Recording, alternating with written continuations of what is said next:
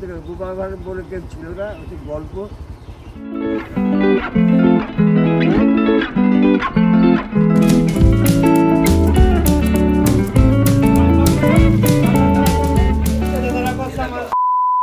এখন 4:47 বাজে আর এইদিকে আমাদের এই যে ব্যাকপ্যাক ডান হয়ে গেছে। আর তোমাদেরকে একটা খুব সুন্দর মানে সিনারি দেখাবো, দাঁড়াও। সবে আলো ফুটছে আর এই মন্দিরটা কত সুন্দর লাগছে দেখো।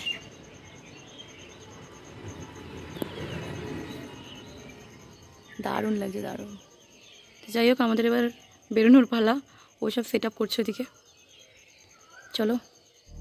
আজকে আমাদের ভিডিওটা শুরু হচ্ছে মায়াপুর থেকে, কিন্তু তোমরা যারা আগের ভিডিও দেখেছো বা দেখোনি দুজনকেই বলে রাখি, আমরা কিন্তু কলকাতা থেকে মায়াপুর এসেছি এবং পুজো দিয়েছি। টোটাল ভিডিও কিন্তু আমাদের চ্যানেলে রয়েছে, তোমরা প্লিজ আমাদের ডেসক্রিপশনে বক্সে লিঙ্ক দেওয়া রয়েছে, তোমরা গিয়ে দেখে আসতে পারো, তাহলে তোমাদের খুব ভালো লাগবে এই ভিডিওটা এবং আগের ভিডিওটা। মায়াপুর থেকে আমরা যখন কৃষ্ণনগরের দিকে যাচ্ছিলাম তার আগে কিন্তু এই দুর্দান্ত সুন্দর দেখতে চার্চটাকে দেখলাম। বেশ ছোটোখাটো হলেও কিন্তু খুবই সুন্দর দেখতে। তোমরা যারা ওই দিকটা যেতে চাও বা যাচ্ছ তারা কিন্তু এই চার্চটাকে একদম মিস করবে না, খুবই সুন্দর। আমরা ভাবলাম চলো যাওয়ার পথে এটা একটু তোমাদেরকে দেখিয়ে দিই, তারপরে ওই দিকটা যাই। এখান থেকে চার্চটা দেখার পর মোটামুটি যেটা আমাদের টার্গেট ছিল সেটা হচ্ছে রাজবাড়ি আর হচ্ছে গোপাল ভাঁড়ের বাড়িটা দেখা আর কি। তো সেই দিকটা এখন যাত্রাটা স্টার্ট করছি। বাট যেতে যেতে আমরা কিন্তু এই সুন্দর একটা ঘাট দেখলাম, ঘাটটা একটু দাঁড়ালাম, বাট প্রচুর কুকুর ছিল বলে বেশিক্ষণ স্টে করিনি। তারপরে কিন্তু আমরা আবার চলতে শুরু করে দিয়েছি। আমরা এখন যাচ্ছি রাজা কৃষ্ণচন্দ্র রায়ের রাজবাড়ির দিকে। কৃষ্ণনগর রাজবাড়ি নদিয়া জেলার কৃষ্ণনগরের একটি মাত্র ঐতিহাসিক স্থান। এটি রাজা কৃষ্ণচন্দ্র রায়ের নামে নামকরণ করা হয়েছে এবং তার রাজত্বকালে নির্মিত করা হয়েছে। রাজবাড়িটি বর্তমানে একটি পর্যটকদের আকর্ষণ কেন্দ্র। যদিও সময়ের সাথে এটি অনেকটাই ক্ষয়প্রাপ্ত হয়ে গেছে, কিন্তু বর্তমানকালে কিন্তু আবার সেটাকে রেনোভেট করা হচ্ছে। আমরা কিন্তু রাজবাড়ির ভেতরে ঢোকার অনেক চেষ্টা করেছিলাম, কিন্তু যেহেতু রেনোভেট চলছে তো সেই কারণে ঢুকতে পেলাম না মনে হয়। কিন্তু আগে বা পরে ঢুকতে দেবে কিনা সেটাও আমার কোথাও কোনো আইডিয়া নেই, কারণ আমরা ফার্স্টবার গেছি। তো তোমরা একবার একটু গোল করে বাইক নিয়ে পুরো বাড়িটা রাউন্ড আমরা দেখাচ্ছি, তোমরা একটু দেখে নাও।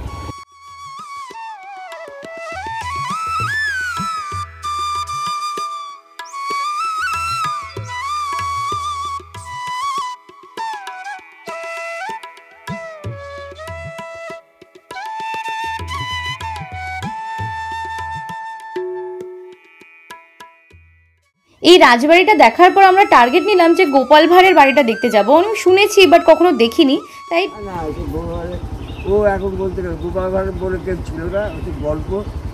ওটা একজন ছিল হচ্ছে ওই এগুলো গল্প করেছিল, মজার গল্প। গোপাল ভাঁড় বলে কেউ ছিল। তোর কোথেকে এসেছিল? কলকাতা থেকে। কলকাতা থেকে ওই ইসকন থেকে যাচ্ছিলাম, হ্যাঁ, বলে একটু ঘুরে যাই। ঘুরিয়ে গেলে পরে এখন কি দোকান খোলা পাবে না, তাই না? তাও 8-10টার পর। হ্যাঁ ঠিক আছে, ঠিক আছে। আমরা এখন যেখানে দাঁড়িয়ে আছি সেটা হচ্ছে কৃষ্ণনগর থেকে বাইপাস উঠছে, এটা একদম সিধা আমরা নিউ টাউন ঢুকে যাব যশোর রোড ধরে। তো এখন আমরা কৃষ্ণনগর ভেতরের দিয়ে এলাম। ওই গোপাল ভাঁড়ের বাড়ির জন্য আমরা চেষ্টা করলাম, কি বলেছে তোমরা জেনেছো। আর এখানে যে মিষ্টি রয়েছে সেটা দোকান এখনও খোলেনি, এত ভোর, এখন 5:30-6টা বাজে, দোকান খোলেনি। ঠিক আছে, আমরা অন্যান্য সময় যখন এখান দিয়ে পাস করবো তখন তোমাদের বলতে পারবো, দেখাতে পারবো বা কেমন টেস্ট আমরা এখানের সর ভাজার। ঠিক আছে, এখন তো কলকাতায় সব কিছু পাওয়া যায়, কিন্তু এখানকার যে একটা আদি ব্যাপার আছে, বিশেষত্ব আছে, তো সেটা তো আছেই। ঠিক আছে, চলো আমরা বাড়ির দিকে রওনা হই। চলো। বেশ এদিক ওদিক ঘুরতে ঘুরতে ভাবলাম যে বেশ অনেকক্ষণ আগে সকাল হয়ে গেছে আর ভীষণ খিদে পেয়েছে, তাই ভাবলাম এখানকার স্থানীয় কিছু খাবার খেয়ে নেওয়া যাক। এরপর আমরা চলে আসলাম সেই জায়গাটাতে, যেই জায়গাটাতে বেশ অনেক দিন ধরে আসার ইচ্ছা ছিল, আর সেটা হচ্ছে শান্তিপুরের এই শাড়ির জন্য বিখ্যাত, তাঁতের শাড়ির জন্য, বিভিন্ন শাড়ির জন্য। তো ভাবলাম যে এইখানে তো একবার যেতেই হবে, কয়েকটা শাড়ি কিনতেই হবে। হ্যাঁ, তবে এখানে কিন্তু আমি পুরো ভিডিওটা দেখাচ্ছি না, এই নিয়ে কিন্তু খুব শিগগিরই আরেকটা ভিডিও আসতে চলেছে শুধুমাত্র এই শাড়ি নিয়ে। হ্যাঁ, তবে তোমরা যদি সেই ভিডিওটা দেখতে চাও অবশ্যই কমেন্ট বক্সে কমেন্ট করে জানিও যে তোমরা ভিডিওটা দেখতে চাও কি চাও না। আরেকটা কথা বলে দিই, যদি নাও কমেন্ট করো তবু ভিডিওটা আসবে।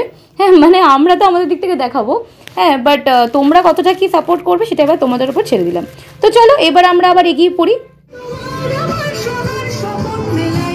বেশ বাড়ি যাওয়ার পথে দেখলাম এরকম বেশ রবীন্দ্রসঙ্গীতের ওপর নৃত্য চলছে, রাস্তার মধ্যে র্যালি টাইপের একটা যাচ্ছে, বেশ সুন্দর লাগলো।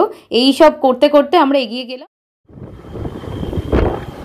প্রথমে তো সব ঘোরার পর এখন প্রথমে বলতে ফার্স্টে তো আমরা কৃষ্ণনগর গেছিলাম, সেখান থেকে আমরা গেলাম শান্তিপুর, আর শান্তিপুরের রকম রকম শাড়ি তো তোমরা দেখিয়ে নিয়েছো। আর সেখান থেকে এখন আমরা যাচ্ছি কালনাতে, মানে অম্বিকা কালনা, যেখানে 108টা শিব মন্দির রয়েছে। তো চলো ওখানে গিয়ে এবার বাকি কথা হবে। আমরা এখন এখানে আপাতত ফেসেছি, কারণ আমাদের এইখান থেকে এখন এই নদীটা পেরোতে হবে, জাস্ট 1 কিলোমিটার দূরে রয়েছে অম্বিকা কালনা। হ্যাঁ, তো এখান দিয়ে এখন কীভাবে যাবো সেটার এখন খোঁজা হচ্ছে। বাইকটা নিয়ে ডিরেক্ট মানে এতে উঠতে হবে, লঞ্চে বা নৌকা যাই হোক সেটাতে উঠতে হবে। তো কিভাবে কি করব দেখা যাক। দেখো নৌকা, আমরা সব স্টিমার ঘাটের সামনে চলে এসেছি। আমার এটা ফার্স্ট এক্সপিরিয়েন্স ছিল যে এই বাইক নিয়ে স্টিমারে করে নদীপথে পারাপার করা। তো বেশ এটা ইন্টারেস্টিং লাগলো। তবে আমাদের কিন্তু এটা করতে ওই খরচ পড়লো 30 টাকার মতো আমাদের যাতায়াতের জন্য। তো ঠিক আছে, এবার এটা করে আমরা কালনা পৌঁছে যাবো। ওদিকটায় 1 কিলোমিটার দূরেই আমাদের কালনা অম্বিকা কালনার যে শিব মন্দির রয়েছে সেটাতে আমরা এখন যাচ্ছি।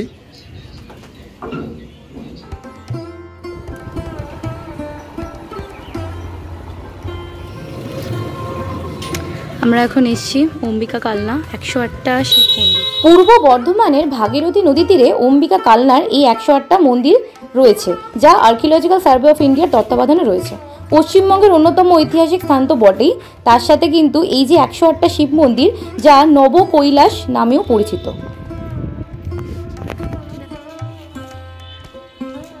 এখানে ভালো জিনিস দেখতে পাচ্ছি সত্যি, শিব মন্দির কিন্তু মানে নদীটা কিভাবে পেরোলো সেটা বলো। সেটা তো একটু চাপ ছিল, তো ঠিক আছে, অসুবিধা হয়নি, বাইক নিয়ে হয়ে গেছে। এই মন্দিরের বাইরের বৃত্তে আছে 74টি শিব মন্দির ও ভিতরে রয়েছে 34টি। মন্দিরগুলোর টেরাকোটার কাজ দেখার মতো। আর এই মন্দিরের দেওয়ালে খোদিত রয়েছে রামায়ণ মহাভারতের বিভিন্ন রকমের বাণী। ভিতরের মন্দিরগুলি ও বাইরের মন্দিরগুলির মাঝে রয়েছে একটা সুন্দর ফুলের বাগান।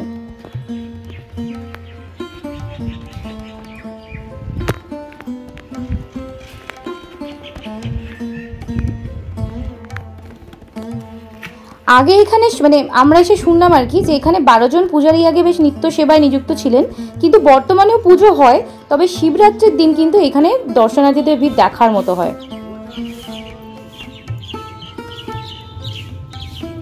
মন্দিরটি নির্মাণ করেন 1809-এ বর্ধমানের মহারাজা তেজ বাহাদুর। তিনি ছিলেন শিব ভক্ত। শিবের ধ্যান থেকেই জন্ম নেয় শিব মন্দির তৈরির ভাবনা। যদিও কারোর মতে 108 রুদ্রাক্ষ মালা জপ করতে করতে এই 108 মন্দির স্থাপনের ভাবনা আসে তার মনে। আর এই মন্দির কিন্তু রোজ সকাল 7টা থেকে দুপুর 12টা আর বিকেল 4টে থেকে রাত 9টা মানে পর্যন্ত খোলা থাকে। আর এটা কিন্তু পুরো ফ্রি, সবার জন্য, কোনো প্রবেশ মূল্য এখানে নেই। মোটামুটি এই ভিডিওটা দেখলে তোমরা একটা আন্দাজ পেয়ে যাবে যে একদিনে কিভাবে কৃষ্ণনগর, শান্তিপুর, অম্বিকা কালনা ঘোরা যায়। আর এই ভিডিওটা তো তোমাদের জন্য আরও নতুন নতুন ভিডিও তো আসছে, শুধু এই ভিডিওটা নয়। তো যাই হোক, ভিডিওটা ভালো লাগলে একটা লাইক করে দিও, কমেন্ট করে দিও এবং সাবস্ক্রাইব করে আমাদের পাশে থেকো। এতটা দেখলে যখন একটা সাবস্ক্রাইব তো বানতে হয়, তাই না? খুব শিগগিরই ফিরে আসবো আরও অন্য অনেক ভিডিও নিয়ে। So keep watching and tata.